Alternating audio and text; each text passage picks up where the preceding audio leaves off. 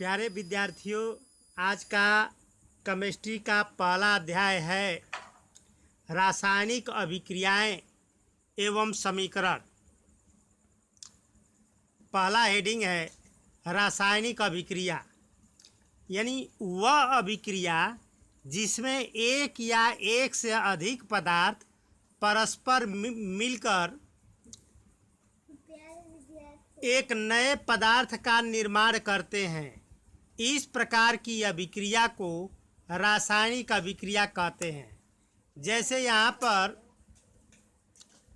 Carbon और oxygen मिलकर carbon dioxide बनते हैं, उसी प्रकार मैग्नीशियम और ऑक्सीजन मिलकर के मैग्नीशियम ऑक्साइड बनाते हैं।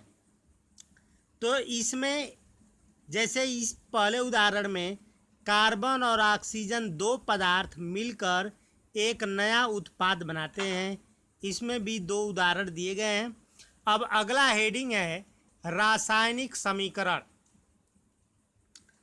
किसी रासायनिक अभिक्रिया का उसमें भाग लेने वाले पदार्थों के प्रतीकों तथा सूत्रों के माध्यम से संक्षिप्त प्रदर्शन रासायनिक समीकरण कहलाता है। जैसे नाइट्रोजन और हाइड्रोजन मिलकर अमोनिया बनाते हैं, ये भी उदाहरण दे सकते हैं इसके स्थान पर, और ये भी उदाहरण दे सकते हैं। अब अगला हेडिंग है द्रव्य अविनाशता का नियम। इस नियम के अनुसार किसी रासायनिक अभिक्रिया में अभिकारकों के उत्पादों में परिवर्तन के फलस्वरूप न कोई परिमाण नष्ट होता है और न ही कोई निर्मित होता है। द्रव्य की अविनाशता का नियम कहलाता है।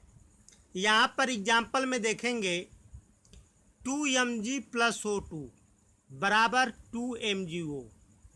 तो इसमें अभिक्रिया के पहले मैग्नीशियम और ऑक्सीजन के जितने परिमाण हैं उतने ही परिमाण यहाँ पर हैं। तो वही कहा गया है कि अभिक्रिया के पहले तथा अभिक्रिया के बाद न तो कोई परमाणु नष्ट होता है और न ही कोई उत्पन्न होता है।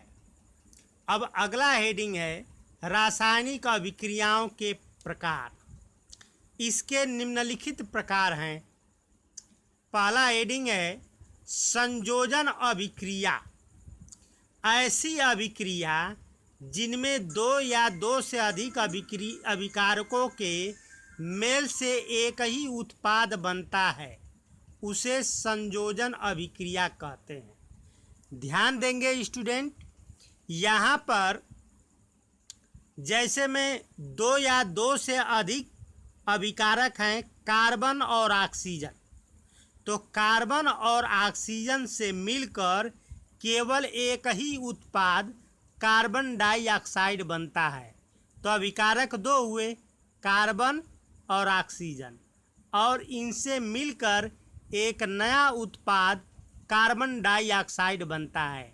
इसी प्रकार एक और उदाहरण दे देता हूँ। जैसे हाइड्रोजन और ऑक्सीजन, इस अभिकारक में दो हैं हाइड्रोजन तथा ऑक्सीजन, ये मिल करके केवल एक उत्पाद जल का निर्माण करते हैं। अब अगला हेडिंग है ऊष्माक्षेपी अभिक्रियाएं। जिन अभिक्रियाओं के दौरान ऊष्मा उत्पन्न होती है उन्हें ऊष्माक्षेपी अभिक्रियाएं कहते हैं। उदाहरण में है, ध्यान देंगे इसमें, जिन अभिक्रियाओं के दौरान ऊष्मा उत्पन्न होती है उन्हें ऊष्माक्षेपी अभिक्रियाएं कहते हैं। उदाहरण में जैसे में प्राकृतिक गैस का दहन। प्राकृतिक गैस में जैसे मेथेन है, मेथेन प्राकृतिक गैस है। इसका ऑक्सीजन से क्रिया कराया गया, अर्थात ऑक्सीजन से दहन कराया गया है, तो कार्बन डाइऑक्साइड और जल प्राप्त होता है, अब प्लस ऊष्मा उत्पन्न होती है। अब अगला हेडिंग है ऊष्मा शोषी अभिक्रियाएं। जैसा कि पिछले हेडिंग में ऊष्मा उत्पन्न होती है, लेकिन इसमें ऊष्मा निष्कासित होती है, अर्थात तापमान घटता है। यहाँ पर इसका परिभाषा है, जिन अभिक्रियाओं के दौरान ऊष्मा अवशोषित होती है, आप पिछले हेडिंग में था ऊष्मा उत्सर्जित उत्पन्न होती है, तो इसमें अवशोषित होती है अर्थात तापमान घटता है, और पिछले में इसका विपरीत ताप बढ़ता है। तो ऊष्मा शोषी में तापमान घटता है, याद रखेंगे। इन्हें ऊष्मा शोषी अभिक्रिया कहते हैं। उदाहरण में जैसे नाइट्रोजन और ऑक्सीजन से क्रिया कराने पर नाइट्रिक ऑक्साइड प्राप्त होता है और तापमान घट जाता है, यानी ऊष्मा अवशोषित होती है। अब अगला हेडिंग है वियोजन अभिक्रिया। जब एक ही अभिकारक टूटकर, वियोजन का अर्थ पहले बता देता हूँ। वियोजन के मतलब टूटना, विखंडित होना। तो जब एक ही अभिकारक टूटकर छोटे छोटे सरल उत्पाद प्रदान करता है, तो इसे अपघटन अभिक्रिया कहते हैं। अपघटन अभिक्रिया अथवा वियोजन अभिक्रिया। जैसे में कैल्शियम कार्बोनेट को ऊष्मा देने पर कैल्शियम ऑक्साइड तथा कार्बन डाइऑक्साइड दो भागों में टूट जाता है। यहाँ पर देख रासायनिक समीकरण दिया गया है, ये रासायनिक समीकरण है, ये शब्दों में लिखा गया था। कैल्शियम कार्बोनेट, ये CaCO3 CaCO3 कैल्शियम कार्बोनेट है, को ऊष्मा देने पर कैल्शियम ऑक्साइड और कार्बन डाइऑक्साइड बनते हैं। एक और उदाहरण दे रहा हूँ। जैसे वो तो पहला उदाहरण था, ये दूसरा उदाहरण दे रहा हूँ। फेरस सल्फेट को ऊष्मा देने पर यह फेरिक ऑक्साइड, सल्फर डाइऑक्साइड तथा सल्फर ट्राइऑक्साइड 3 भागों में टूट जाता है। ये फेरस सल्फेट है या FeSO4, इसको ऊष्मा दिया गया है, तो ऊष्मा देने पर ये फेरिक ऑक्साइड, सल्फर डाइऑक्साइड तथा सल्फर ट्राइऑक्साइड में टूटता है। O2 2 है ना, ऑक्सीजन 2 है तो डाई बोलेंगे, यहाँ पर ऑक्सीजन 3 है तो ट्राई बोलेंगे। तो इसको बोलेंगे सल्फर डाइऑक्साइड और इसको बोलेंगे सल्फर ट्राइऑक्साइड। अब अगला हेडिंग है विस्थापन अभिक्रिया। जिस अभिक्रिया में एक पदार्थ दूसरे पदार्थ को उसके जलीय विलयन में से विस्थापित कर देता है, उसे विस्थापन अभिक्रिया कहते हैं। जैसे में कॉपर की अपेक्षा जिंक और आयरन अधिक क्रियाशील है, अतः वे कॉपर को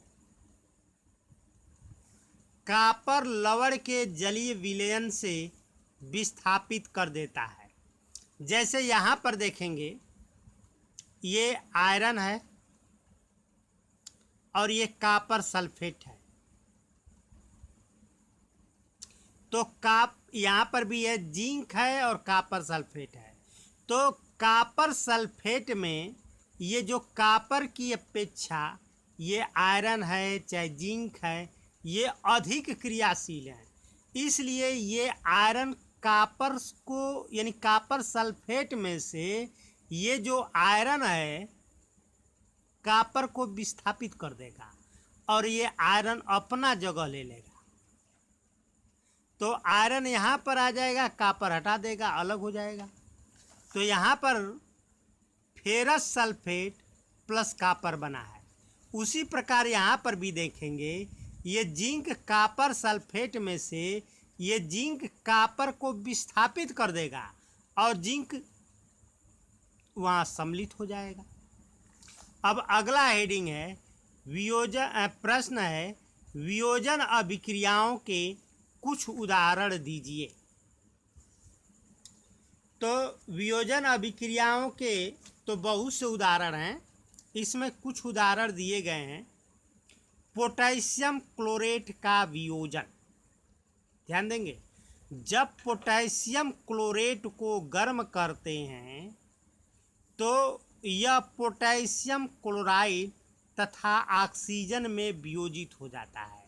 जैसे यहाँ पर देखेंगे, ये पोटेशियम KClO3 है, तो पोटेशियम क्लोराइड को ये गर्म करने पर, ये डेल्टा का चिन्ह है जो लगाया जाता है, तो यहाँ पर यानी रासायनिक समीकरण में जो डेल्टा का चिन्ह लगाया जाता है ये गर्म करने का है, यानी डेल्टा लगाने के मतलब गर्म करने पर। तब पोटेशियम क्लोरेट को गर्म करने पर पोटेशियम क्लोराइड और ऑक्सीजन दो भागों में वियोजित हो जाता है। वियोजित की मतलब दो भागों में बंटना, दो या दो से अधिक भागों में। अब अगला उदाहरण देते हैं हाइड्रोजन परऑक्साइड का वियोजन। यह एक गाढ़ा चिपचिपा द्रव होता है। यह सूर्य के प्रकाश द्वारा अपघटित होने पर H2O तथा O2 प्राप्त होता है। जैसे H2O2 ये हाइड्रोजन परऑक्साइड है, हाइड्रोजन परऑक्साइड है। इसको सनलाइट यानी सूर्य के प्रकाश में गर्म करने पर यह जल तथा ऑक्सीजन प्राप्त होता है। अब अगला प्रश्न है संयोजन अभिक्रियाओं के कुछ अन्य उदाहरण लिखिए। तो संयोजन अभिक्रियाओं के निम्नलिखित उदाहरण हैं, जैसे हाइड्रोजन का दहन। हाइड्रोजन ऑक्सीजन में जलकर जल बन जाता है, परंतु यह गैसीय अवस्था में रहता है। इसे ठंडा करने पर, जैसे H2 और ऑक्सीजन, हाइड्रोजन और ऑक्सीजन को गर्म करने पर ये जल बन जाता है। अब एक और उदाहरण दे रहे हैं, फेरिक क्लोराइड का बनना। क्लोरीन गैस की आयरन पर प्रवाहित करने पर, यानी आयरन पर क्लोरीन गैस को प्रवाहित करने पर फेरिक क्लोराइड प्राप्त होता है। अब अगला प्रश्न है द्विविस्थापन अभिक्रिया किसे कहते हैं? उदाहरण देकर समझाइए। द्विविस्थापन अभिक्रियाएं वे रासायनिक अभिक्रियाएं जिनमें अभिकारक अणुओं में दो भिन्न आयन अथवा परमाणुओं का समूह एक दूसरे को प्रतिस्थापित कर देता है, द्विविस्थापन अभिक्रियाएं कहलाती है। जैसे इसका उदाहरण है Na2SO4 BaCl2 यानी सोडियम सल्फेट और बेरियम क्लोराइड मिल करके ये बेरियम सल्फेट और सोडियम क्लोराइड बनाते हैं। जैसे देखेंगे, ये सोडियम क्लोराइड और ये सोडियम और क्लोराइड मिल करके सोडियम क्लोराइड बनाएंगे। यानी ये इधर का वाला जो पार्ट है, ये बेरियम और सल्फेट मिलकर बेरियम सल्फेट बनाएंगे और सोडियम और क्लोराइड मिलकर सोडियम क्लोराइड बनाएंगे।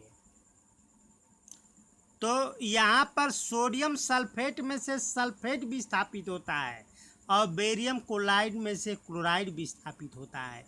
तो तो इस प्रकार ये दो द्विविस्थापन अभिक्रिया हुआ। एक और उदाहरण दे देते हैं, जैसे कि यहाँ पर सिल्वर नाइट्रेट और सोडियम क्लोराइड, ये सिल्वर Ag, सिल्वर और क्लोराइड मिलकर सिल्वर क्लोराइड बन गए, और ये सोडियम और नाइट्रेट मिल करके सोडियम नाइट्रेट बन गए। तो इस प्रकार यहाँ भी द्विविस्थापन अभिक्रिया हुआ।